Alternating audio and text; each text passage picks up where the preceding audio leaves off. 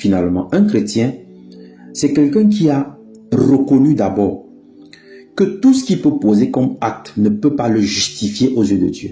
Ça ne peut pas le rendre juste au point où Dieu dit que viens dans mon royaume, tu es digne de partager les noces de l'agneau avec moi. Ça ne peut pas. Alors il reconnaît qu'il est un pécheur. Il reconnaît qu'il ne peut pas plaire à Dieu par lui-même. Et il décide de demander pardon pour toutes les mauvaises choses qu'il a eu à faire. De demander pardon pour toute la vie qu'il a menée en dehors de Dieu. Et accepte Jésus-Christ dans sa vie comme Seigneur et Sauveur. C'est-à-dire que c'est Jésus qui est la source de mon salut. Vous pouvez lire ça dans le livre de Galates au chapitre 3. C'est par la foi en Jésus que nous sommes sauvés. C'est cette foi-là. La foi que, à cause de celui que Dieu a déclaré juste, je crois en ce que Dieu a fait en lui. C'est cette foi qui me justifie. C'est ça le juste en fait aux yeux du Seigneur. Maintenant, ce juste-là reçoit des instructions, comme on parle dans Matthieu 11, le verset 29. Reçoit des instructions. Après avoir reçu ça, il doit être baptisé. Oui, il doit être baptisé. Quand je regarde le modèle biblique, je ne vois nulle part où on a enseigné des personnes avant de les baptiser. Ce modèle-là est diabolique. Tout ce que vous voyez là est diabolique. Les personnes qui se baptisaient étaient frappées par l'évangile et désiraient l'eau. Il y a peut y avoir tellement de choses à dire dessus, mais ce n'est pas le sujet. Donc, voilà quelqu'un qui se baptise et qui reçoit le Saint-Esprit et commence par le Saint-Esprit à mettre en pratique les instructions du Seigneur. Parce que lui-même n'a pas la force.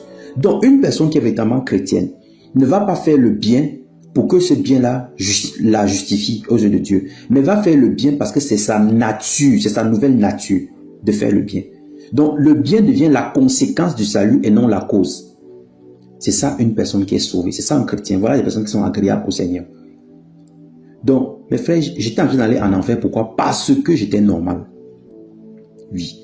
Donc, toutes les personnes qui estiment que je n'ai pas besoin de Jésus parce que moi, je ne fais pas le mal, j'ai un bon caractère.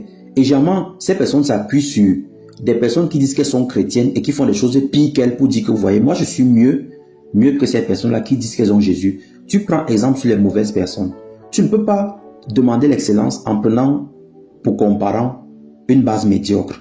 C'est ce que ces personnes font. Et c'est le diable qui les trompe ainsi. C'est le diable qui les trompe ainsi.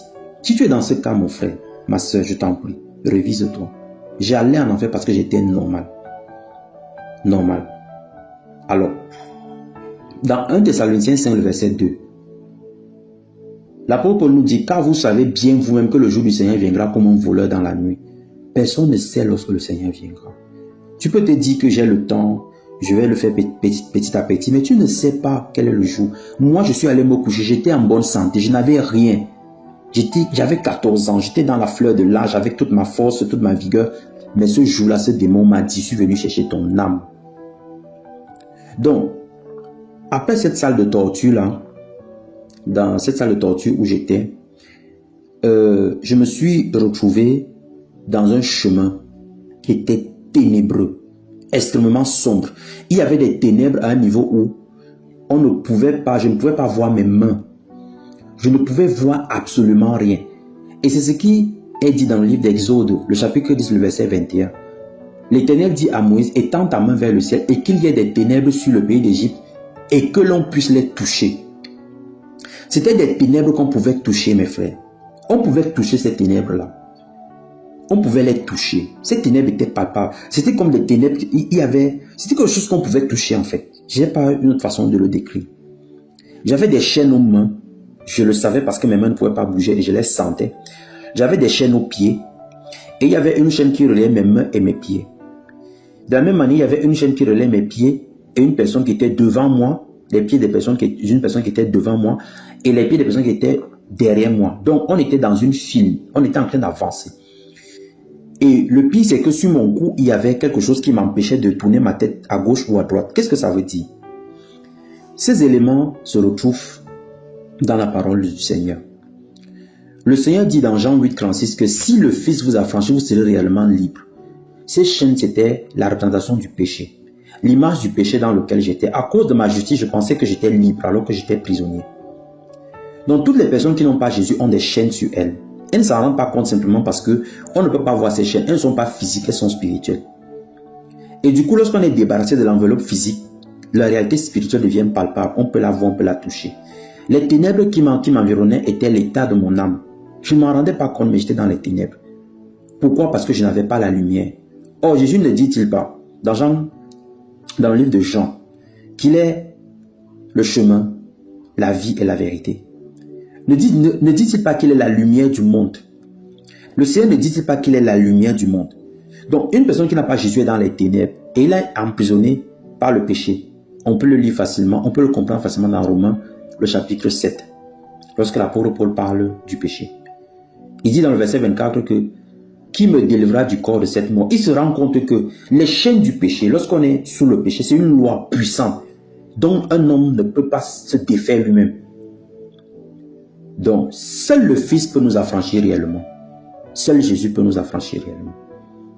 Donc, dans ces ténèbres-là, j'avais des chaînes et j'avançais. Et le joug qui était sur mon cou m'empêchait de tourner la tête à gauche ou à droite.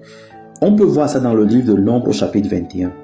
Dans Nombre au chapitre 21, c'est l'histoire du peuple d'Israël qui, ayant murmuré contre le Seigneur, ce dernier leur a envoyé des serpents brûlants. Et lorsqu'ils étaient mordus par ces serpents, ils mouraient. Alors ils ont imploré Moïse de faire quelque chose. Et le Seigneur a donné une instruction à Moïse d'élever un serpent d'airain, qui était une figure de Jésus-Christ qui devait être élevé comme ça. Alors, ce serpent d'airain, Moïse avait dit, l'instruction de c'était que tous ceux qui regarderont le serpent d'airain seront sauvés. Mais regardez, beaucoup sont morts. Pourquoi? Parce qu'ils n'arrivaient pas à tourner la tête pour regarder vers le serpent d'airain. Quand on lit ce texte-là, on a l'impression que c'est tellement facile de tourner la tête. Il suffisait de se concentrer un peu, de regarder le serpent d'airain. Mais en fait, c'est parce qu'il y avait un joug sur eux. C'était le joug de la désobéissance. Jésus, dans Matthieu 11, verset 30, dit, « Mon joug est doux, mon fardeau léger. Prenez sur vous mon joug. Recevez mes instructions. Mon joug est doux. » Qu'est-ce que ça veut dire un joug? Un joug, c'est quelque chose qui tient ton cou, qui t'empêche de tourner à gauche ou à droite. Or, le péché a un joug tellement rigide. C'est pour ça que beaucoup de personnes n'arrivent pas à tourner leur regard vers Jésus. Pourquoi? Parce que ce joug n'est pas brisé. La capacité de l'évangile, c'est d'abord, premièrement, de briser ce joug afin que quelqu'un puisse tourner son cœur vers Jésus. Et pour que ce joug soit brisé, il faut que la personne désire que ce joug soit brisé. Donc, les enfants d'Israël ne pouvaient pas tourner leur tête pour regarder le serpent d'airain parce qu'ils étaient sous le joug de la désobéissance. Aujourd'hui, beaucoup de personnes ont entendu les témoignages, ont entendu l'évangile, mais n'arrivent pas à se défaire de leur vie de péché. Pourquoi? Parce que ce joug est sur eux. Peut-être que c'est ton cas qui m'écoute. Sache que c'est un joug. C'est une barre qui est là sur ton cou. Ça m'empêchait de regarder à gauche ou à droite. J'étais obligé de regarder droit devant moi. Et j'étais en train d'aller en enfer. J'entendais des cris, j'entendais des gens pleurer au loin. J'entendais des gens souffrir. Je savais que si je passais cette limite-là, il n'y avait personne d'autre qui pouvait me sauver. J'étais condamné pour l'éternité. Je le savais, personne ne m'avait donné l'information. Parce que quand on vit des réalités spirituelles, certaines expériences spirituelles, on a la compréhension et la connaissance de ce qui nous arrive sans qu'on ait besoin de nous l'expliquer. C'est ce qui se passait. J'étais en train d'aller en enfer. Une personne normale, qui ne faisait pas de mal autour d'elle, mais qui n'avait pas Jésus. Donc, des personnes qui estiment que parce que je ne fais pas le mal, ça va, ces personnes iront en enfer. Et des personnes qui estiment que parce que je fréquente une communauté chrétienne, parce que voilà, je fais ce que je peux dans la loi du Seigneur, ça va aussi, iront en enfer aussi. Oui. Parce qu'elles auront refusé la justice qui vient de Dieu. Donc à ce moment, j'étais en train de pleurer. Je pleurais toutes mes larmes, toutes les larmes de mon corps. Je pleurais abondamment, j'implorais la grâce de Dieu. Je suppliais le Seigneur, délivre-moi. Et on ne pouvait pas s'arrêter d'avancer. On était obligé d'avancer seulement. Avancer seulement. Pourquoi? Parce que le péché commandait nos membres. Vous pouvez comprendre ça en lisant le livre de Romains 7. Lorsque l'apôtre Paul décrit la loi du péché, et dans Romains 8, où il décrit la loi de l'esprit de vie, des personnes qui n'arrivent pas à arrêter de faire quelque chose de mal, vous êtes commandé par la loi du péché, c'est le péché qui le fait. Indépendamment de ton appartenance religieuse, obédience et tout ça, je n'entre même pas dedans. Si tu te rends compte que, par exemple, c'est le mensonge, par exemple, c'est la médisance, par exemple, c'est la fraude, par exemple, c'est l'usurpation. Je prends des cas comme ça, qui touchent directement à notre caractère, oui. Parce que souvent, quand on parle de péché, on voit des choses évidentes. Mais si tu n'arrives pas à avoir même des bonnes pensées dans ton cœur, tu as toujours des mauvaises pensées, et que tu tends toujours vers ça pour en parler, pour médire les gens, mon frère, tu as une loi ma soeur, tu as une loi qui commande tes membres. Tu es en train d'aller en enfer. C'est ce que j'ai vécu. Alors dans mes pleurs, il s'est passé quelque chose d'extraordinaire. J'ai perçu une lumière qui venait du coin gauche. Je l'ai perçu avec le coin gauche de mon œil gauche. Donc la lumière venait du côté gauche. Et lorsque cette lumière m'a touché, mes chaînes sont tombées. On peut lire ça dans Ésaïe, le chapitre 9, le verset 2. Et cette prophétie s'accomplit dans Matthieu 4, le verset 16.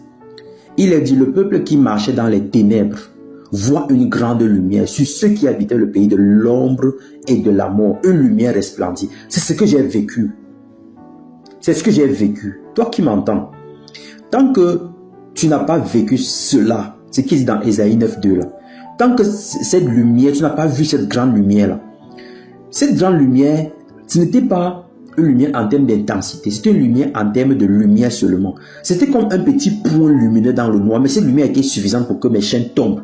Cette lumière était la grâce de Dieu. C'est pour ça que dans le livre d'Éphésiens, il nous a dit que vous êtes sauvés par grâce au moyen de la foi. C'est par là que tout commence. C'est d'abord la grâce de Dieu. Ensuite, nous exerçons la foi en ce que Dieu a fait par Jésus-Christ pour être justifié. Mais c'est d'abord la grâce de Dieu. Cette lumière, c'est la grâce de Dieu. Et des personnes foulent aux pieds la grâce de Dieu. Oh, le livre d'Hébreux nous apprend que quel sera le sort dans Hébreux 4? Quel sera le sort de ceux qui auront foulé aux pieds la grâce de Dieu? Dans Hébreux 2, pardon. Quel sera leur sort? Le sort de ceux qui auront foulé aux pieds la grâce de Dieu. Si l'évangile annoncé par des anges a eu un tel effet, à combien plus fort l'évangile annoncé par le Fils, ceux qui l'auront foulé aux pieds, quel est le sort qui va leur être réservé? Cette grande lumière-là, à lui, mes chaînes sont tombées. Et lorsque les chaînes sont tombées, je suis sorti du rang, j'ai commencé à suivre cette lumière, à suivre la lumière. Et j'ai escaladé un endroit. Quand j'ai fini d'escalader, c'était comme la sortie d'une grotte. Je me suis retrouvé devant une image, j'allais dire apocalyptique. En sortant de cette grotte-là, il y avait un énorme fossé devant moi. Ce fossé était tellement profond que je ne pouvais pas voir le fond. Il était tellement large que je ne pouvais pas le contourner. Et il était tellement grand que je ne pouvais pas le traverser. Et au loin, j'ai vu une cité. Une cité en or.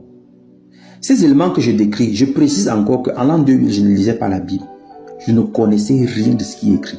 Ça veut dire que je ne pouvais pas vivre ces choses ayant été influencé par la compréhension que j'avais déjà. Voilà pourquoi il m'a fallu 22 ans pour faire ce témoignage. Parce qu'aujourd'hui, j'ai la compréhension de ce nombre de choses, d'un certain nombre de choses spirituelles. Donc, si on lit dans